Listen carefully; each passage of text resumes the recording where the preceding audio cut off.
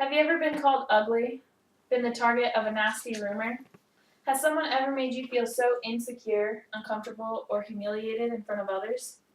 I'm sure that everyone in this room has been a target of bullying or has been the one doing the bullying themselves. I myself have been a victim of a bully, as well as stood on the side while somebody else was bullied, and sadly, I've been on the bullying side.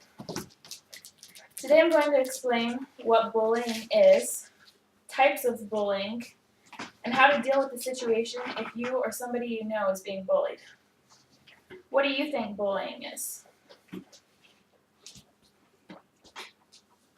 Bullying is when a person or persons use words or actions repeatedly, over and over again, day after day, towards somebody to make them feel horrible about themselves.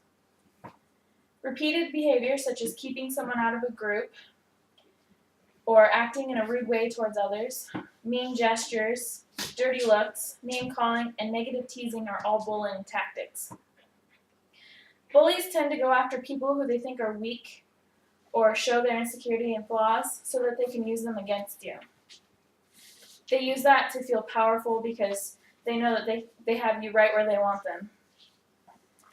This is kind of an outline on the bullying and where certain people stand. It's called the Olowius Bullying Prevention Program. Letter H stands for the person who's being bullied. So you start over here. A, these are positive supporters of the bully.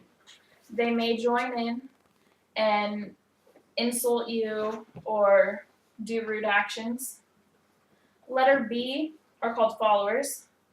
They're positive bullies, but they don't tend to do anything about it. C are regular supporters. They join in with the laughter, but they don't throw things or insult you, they just laugh. Letter D are passive supporters. They like the bullying, but don't show outward support. They just kind of stand there. Letter E is disengaged onlookers. They don't get involved, but they don't make a stand and try to do something about it. Letter F are possible defenders. They really don't like the bullying, but they don't do anything. And then you have letter G, which are the defenders. They dislike bullying, and they try and do everything they can to help letter H out and make them feel good about themselves. Did you know that there are many types of bullying? Bullying is much more than name-calling and being rude to someone's face. Types are face-to-face. This is physical actions such as punching or kicking, or verbal abuse such as name-calling and insulting. There's covert bullying, which is indirect. It's not towards your face, but it's just as painful.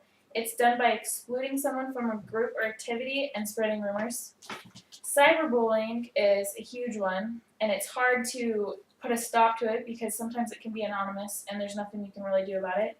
But this is over the internet, through chat rooms, bullying, social networks like MySpace and Facebook, instant messaging, and blogs. Residual is one that is mostly in the adult world. The last three are more common in schools, but these ones are more in the job world of that. Residual is the bully's followers that tend to keep bullying after the bully has left. Regulation bullying is when the bully tries to make the victims follow certain rules or regulations. Gang bullying is usually with a big group of colleagues that go after one person, so it's probably like 5 or 6 persons or people on one person, which is really not cool. A pair bullying is 2 people. Usually one stands back and just listens while the other one does all the talking and that kind of thing. Client bullying is where the victim is bullied by who they serve. So a good example would be teachers. Students bully teachers because they think they can get away with it. Corporate bullying is where employees are treated horribly by employers. The employers know that the law is weak and the jobs are scarce, so the employees really won't do anything. And then there's pressure bullying. People won't do anything, or they'll crack under pressure and they will snap at somebody, and usually after they calm down, they realize that it's a mistake and that they acted inappropriately, so they make amends and everything goes back to normal. So that one's not a big deal because they apologize. Bullying became such a problem that laws have even been enforced to attempt to minimize the issue. There are multiple ways you can handle a bullying problem, whether it's for yourself or someone else. If you are being bullied, talk to someone. They may have different ideas as you as how to stop it or help you get away from the problem. Don't blame yourself. It's not your fault. They just want to feel powerful. Be assertive if it just started and tell them to stop. Be proud of who you are. Don't change because somebody is treating you because of what you like to do or if they don't like it. Sometimes you might see others being bullied. What do? Take a stand and do not join in. Show that you don't feel comfortable with what the actions are being taken, and tell the bully to quit if you're feeling comfortable enough. Make it clear that you don't support it, and if you walk away, that just shows that they're not as powerful because they're losing an audience. Explain to the bullied person that you're there to help and that you will be there for them to talk to. Bullying is definitely a serious issue in our society. Victims aren't the problem, bullies are. So now you have the information on what bullying is, the many types of bullying, and how to make a stand against it.